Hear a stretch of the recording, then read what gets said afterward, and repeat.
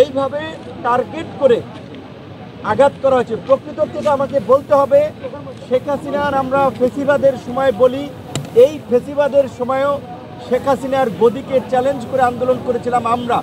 আমাদের উপরে আইন শৃঙ্খলা বাহিনীর এই রকমের বর্বরচিত হামলা হয় নাই। আমরা যে নতুন বাংলাদেশের কথা বলি, কার্যত 1 বছরে বাংলাদেশের কৃষ্টি, কালচার, রাষ্ট্রীয় ব্যবস্থার কিছু পরিবর্তন হয় নাই, শুধুমাত্র ভাগ বাটোয়ারার ব্যক্তিদের পরিবর্তন হয়েছে। মাধ্যম বা মিডিয়া এসেছে যে জাতীয় পার্টি এবং গণ অধিকার পরিষদের সংঘর্ষে নুরুল হক নূর আহত হয়েছেন, কিন্তু প্রকৃত অর্থে জাতীয় পার্টির সাথে আমাদের কোনো ওই রকমের ভাবে সংঘর্ষ হয় নাই।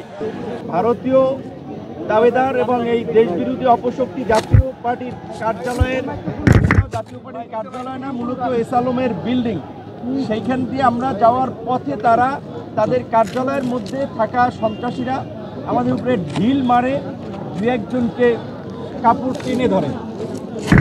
আমরা কিন্তু অনেকে তখন আমাদের কার্যালয়ের সামনে চলে আসছি, আমরা সংবাদ সম্মেলন করার জন্য প্রস্তুতি গ্রহণ করছিলাম। তখন আইন শৃঙ্খলা বাহিনী, যাদের সাথে পুলিশ এবং সেনা সদস্যরা ছিল, তারা আপনার রাস্তা থেকে যাকে পেয়েছে তাদেরকে পেটাতে পেটাতে আমাদের কার্যালয়ের সামনে আমরা সংবাদ সম্মেলন করার জন্য দাঁড়িয়েছি, সেই অবস্থায় আমাদের উপরে হামলা করে। এবং এই বাংলাদেশের এমন কোনো মানুষ নাই যারা ভিপি নূরকে চেনে না। পুলিশ এবং সেনাবাহিনীর সদস্যরা নিশ্চয়ই চেনে। তারা আপনারা দেখেছেন, চিনেই কি কৌশলে, কেউ বাঁশ দিয়ে, কেউ লাঠি দিয়ে, কেউ মাথায়, যে যেভাবে পারছে সেভাবে আঘাত করেছে। পুলিশের ঊর্ধ্বতন কর্তৃপক্ষ জানিয়েছে পুলিশ এই ঘটনায় জড়িত না, পুলিশের পক্ষ থেকে কোনো নির্দেশনা দেওয়া হয় নাই। সেনাবাহিনীর অনেকে বলেছে যে সেনাবাহিনীর পক্ষ থেকে কোনো নির্দেশনা এরকম ছিল না। তাহলে এই ঘটনাটা কারা ঘটিয়েছে? ভারত থেকে জিন এসে শেখ হাসিনার জিন নাকি মোদির জিন এই ঘটনাটা ঘটিয়েছে?